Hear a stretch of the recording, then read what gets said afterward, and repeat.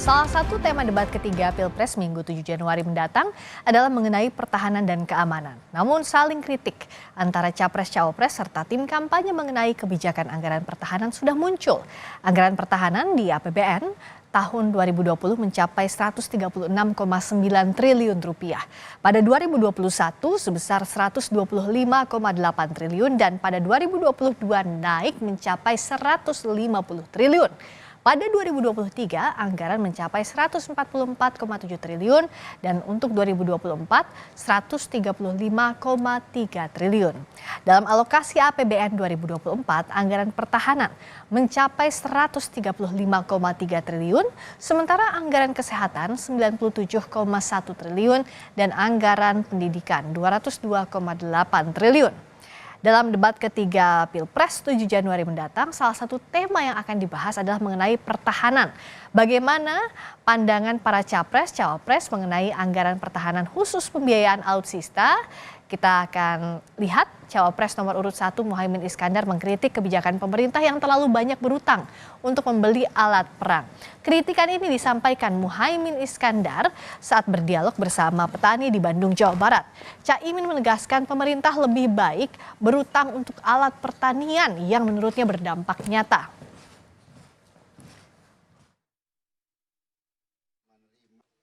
Kalau kita nggak perang, kenapa kebanyakan utang beli alat perang? Lebih baik utang untuk beli alat pertanian.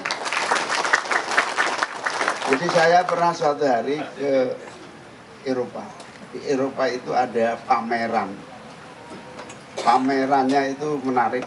Pameran alat perang dihancurin, diganti menjadi alat pertanian. Artinya apa? Kita tolak perang, yang penting rakyat makan, kira-kira begitu. Buat apa kita utang ratusan triliun tapi tidak untuk sesuatu yang nyata-nyata dibutuhkan, yaitu kita butuh pangan.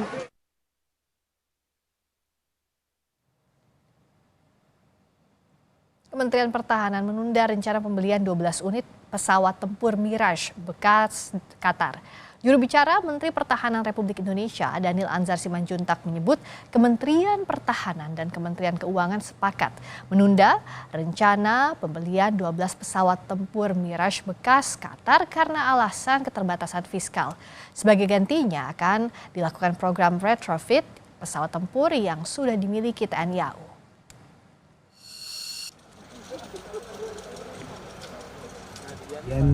Pesawat tempur Mirage 2000-5 pada saat ini sudah ditunda.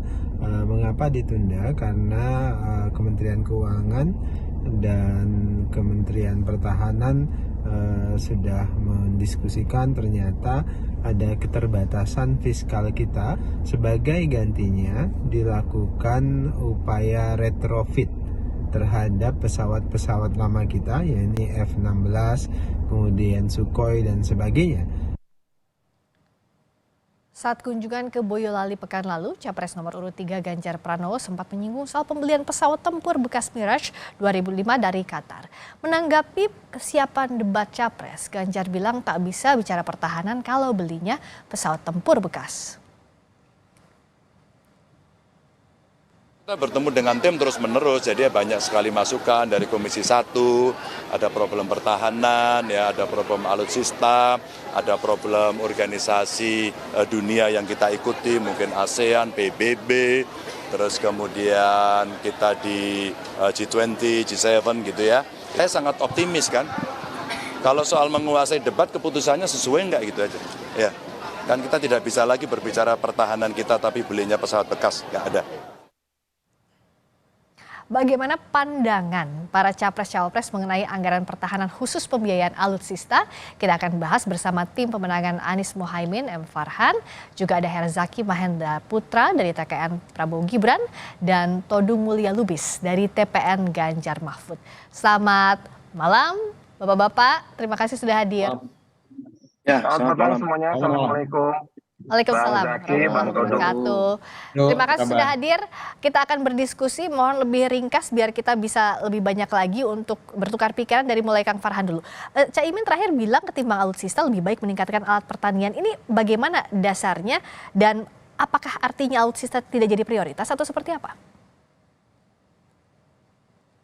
Prioritas, tapi kita lihat dulu sebetulnya ada banyak hal yang perlu diprioritaskan. Bahwa alutsista itu harus dibelikan berdasarkan MEF, sebuah pola pembangunan alutsista kita yang sudah dibangun sejak 2012 dan targetnya 2024. Pertanyaannya sudah terpenuhi atau belum? Itu satu. Kedua, bicara soal Miras 2000 versi 5, maka pertanyaannya adalah kan dibilangnya ditunda atau dibatalkan. Karena beda. Kalau ditunda artinya tetap siap sedia untuk dibeli dengan cara utang. Dan artinya juga melihat dari proses yang sudah ada, pasti sudah banyak keluar biaya marketing itu. Mulai dari biaya perjalanan, biaya brokerage, sampai biaya-biaya komitmen lainnya. Nah, itu saja belum selesai itu diaudit. Harus diaudit dulu. Baru bicara pembelian alutsista yang lain. Sedangkan untuk prioritas anggaran sekarang ini, saya ada di Komisi 1 bisa melihat langsung bahwa ternyata prioritas untuk anggaran pertahanan kita adalah untuk hal-hal yang membingungkan.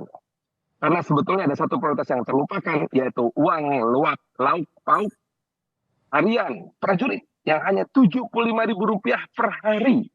Sehingga Panglima TNI yang baru, Jenderal Agus Subianto, meminta agar uang lauk pauk harian untuk prajurit TNI disamakan dengan uang harian anggota Polri, yaitu senilai Rp250.000.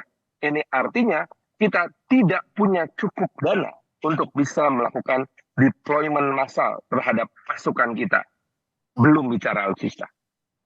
Kalau dari Bang Zaki kan dapat kritikannya soal alutsista, pengadaan, anggaran. Kalau dari timnya Pak Prabowo apa yang meyakinkan bahwa sekarang itu sudah on the track? Ya, jelas gitu loh Mbak. Kalau kita bicara berbagai indikator, bicara kekuatan militer misalnya di Indonesia ini. Tetapi kalau kita bicara lagi-lagi mengenai alutsista ini kan tidak berdiri sendiri. Dan bagi kami, ya bagi Bang Farhan kan di Komisi 1 tentunya lebih memahami gitu. Sangat tidak pas misalnya pada saat membandingkan antara alutsista dan juga bicara mengenai lauk pauk. Ini kan dua hal yang berbeda yang bisa berjalan beriringan gitu. Kalau konteksnya kita bicara mengenai Kalau alutsista. alutsistanya bagus tapi orang yang nggak bisa makan, lemes juga nemaknya Mas. Oke, gantian Nah, ke Bang Zaki. ini Silakan, Bang Zaki. benar. Inilah kalau kita bicara mengenai masalah lauk pauk, kalau kita bicara, nah, makanya satu sisi kita ada bicara mengenai ketahanan pangan juga ya, sedang dilakukan melalui food estate tadi gitu. Itu kan upaya ketahanan pangan jangka panjang. Tapi kita bicara kembali lagi nih, kita bicara mengenai Alutsista. prioritas mengenai alutsista, ya kan?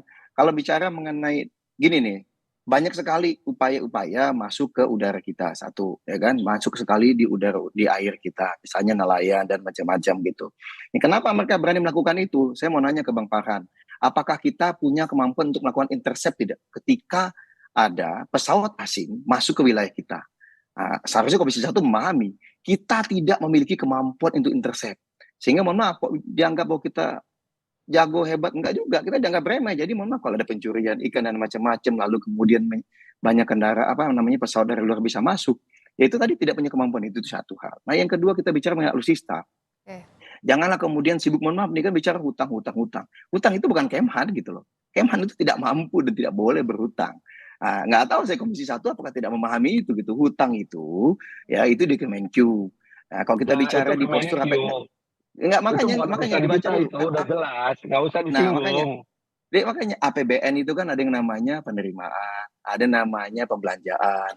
Kalau misalnya ada yang selisih, ada namanya pembiayaan, kan begitu. Kalau misalnya kita bicara mengenai anggaran, lagi-lagi seakan-akan tadi besar sekali 130 miliar, jangan 130 triliun. Mohon maaf itu dibagi 5 gitu loh, dibagi 5. Dan itu pun sudah untuk operasional pegawai sendiri ya, untuk penggajian pegawai dan macam-macam itu udah kira-kira hampir 50%-an sendiri. Kalau kita bicara mengenai alutsista itu sangat kecil sebenarnya porsinya. Nah, apakah kita ingin misalnya nih, mohon maaf gitu ya, kita masih ingat tragedi kapal selam. Waktu itu yang Pak Prabowo 3 kali menyampaikan jangan dipakai. Itu membahayakan prajurit.